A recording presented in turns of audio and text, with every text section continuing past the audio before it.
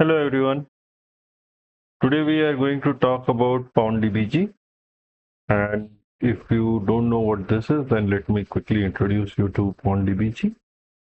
Pwndbg is a GDB plugin, or rather it's an application which starts GDB with a lot of features and commands.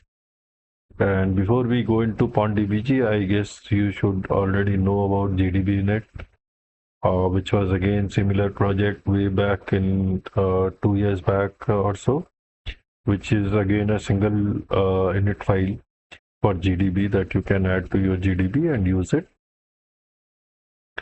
Now, after GDB init, there was also a GDB plugin called as peda, which is again something you can use.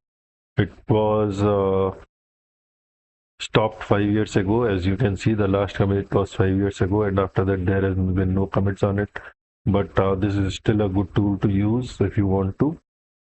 Then there is this Huxley Jeff, whatever you want to call it, which is also similar one to peda.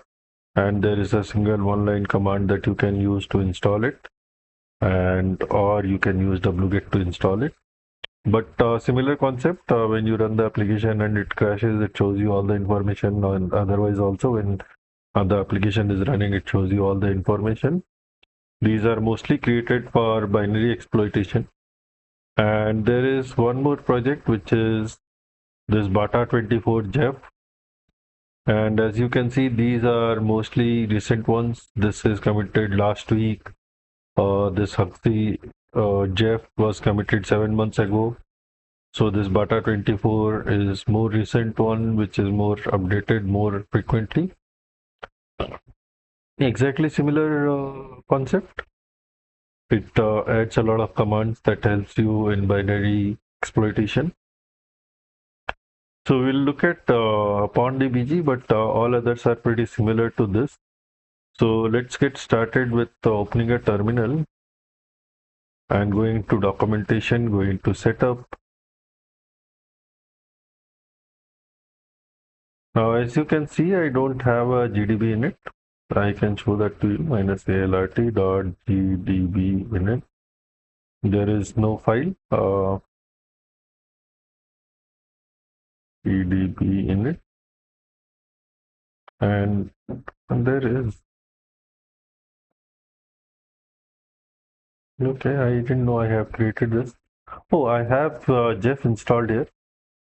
So Jeff, as I said, is very similar to pwndbg. I can quickly show you how Jeff looks like. Let me create a quick a.c file, hash include stdio.h void main void. I just want to quickly write a C program so that I can show you how Jeff looks like. And I will just say print my name.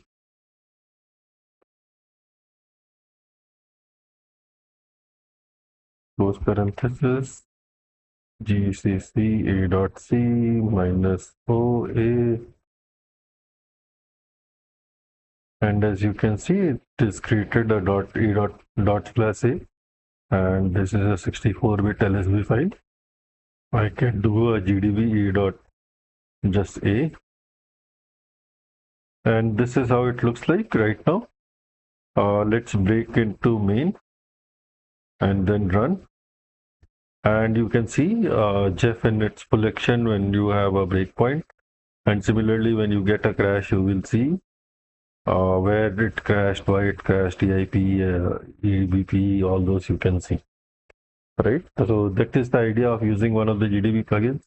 This is how Jeff looks like. There are multiple commands that you can look at. I will not go into those today since we are talking about pwndbg. So for pwndbg, if you want to install it and trust the script, which you should first look at if you don't run it in a VM and you don't care about your VM, then first you should look at the script. But I trust the script, so I'll run this and we will see what happens. It should take a couple of seconds to install this. it will ask me my password to download it into user local bin.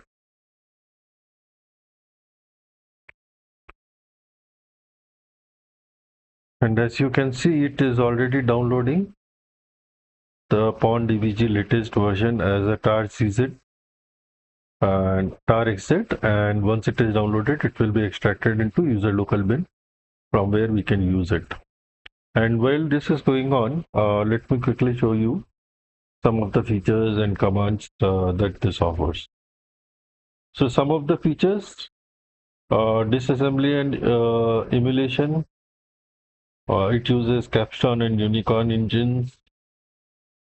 So operands of the instructions are resolved, conditions evaluated, and only the instructions that will actually be executed are shown. Then this is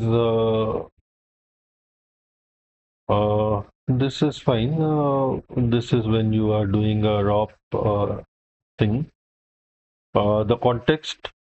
This is where it gets really useful. So you can see that by default it shows a context with all the registers in the top and the stack in the bottom, and then the disassembly in the middle, which is very similar to what we were seeing in our Jeff output.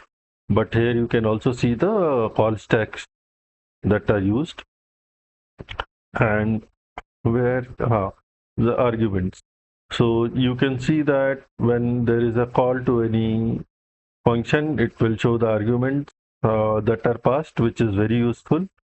In a lot of cases where you are doing a string copy or something and you just want to find out the password, this could be a simple way to look at this. Then there is a splitting and layout context, GDB TUI. I will leave this for you to read, but as you can see, there is a lot of things that you can do. You can do glibc, heap inspection, and so on and so forth, right?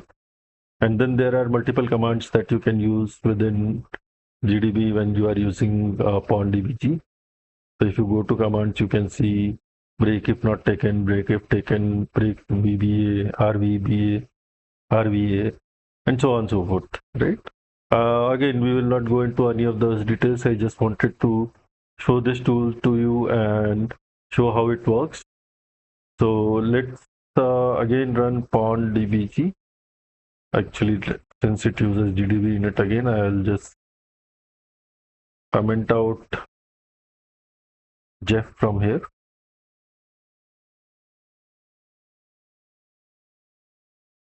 And then I'll run pwndbg.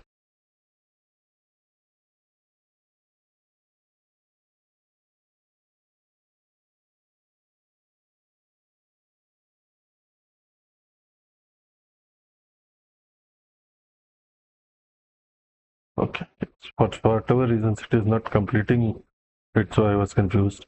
So pwndbg and then the executable name as we did earlier, and we can run this. And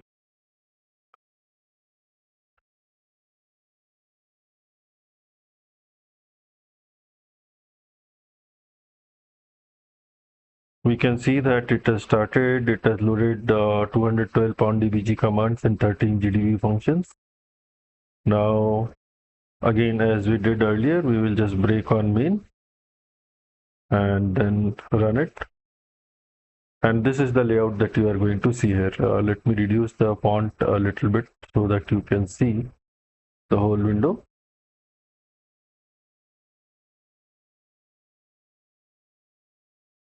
Okay, so this is the whole window that you are seeing here. It shows where was the breakpoint. Then it shows the legend. Yellow ones are the stack, blue ones are the heap, and so on and so forth, right?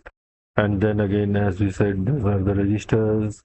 This is my disassembly, and then you have the stack here, all the stack addresses, and this is your call stack.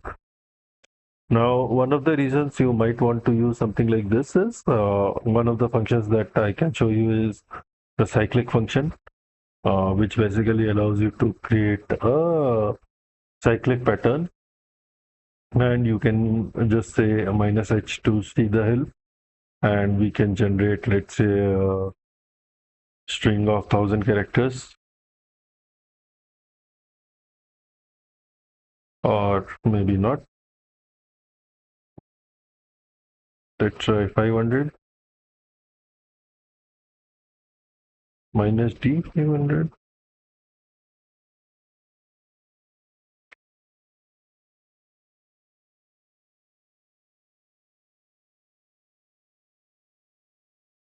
Minus n.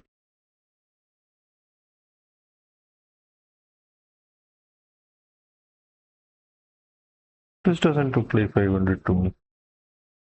Let's just, yeah.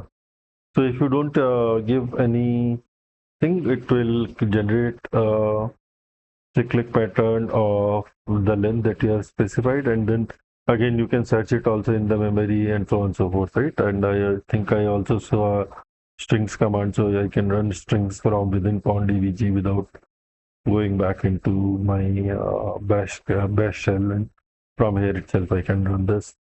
Similarly, if you see, there are a lot of other commands, for example, PID to get the PID. I can just say PID or procinfo. There are a lot of commands that you can use from this, and it will show you a lot of other things about the application. Now, there are few other things. For example, there are few functions that you can use.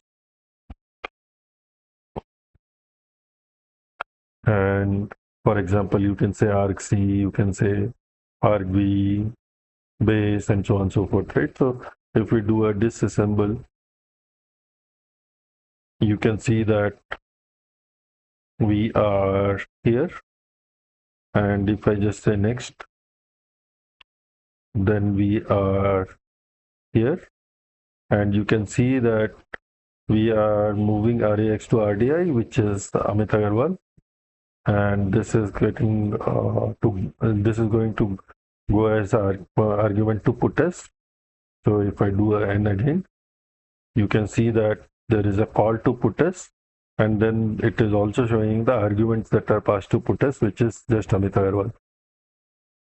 So think about how useful it would be if you just break into string compare, and then string compare, it shows you both the input and the both your input and what it is being compared to.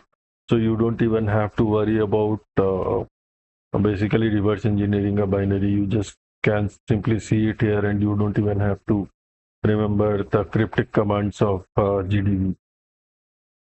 Okay, so that's all I wanted to show you here. This was just a starting point for you to get started with binary reverse engineering.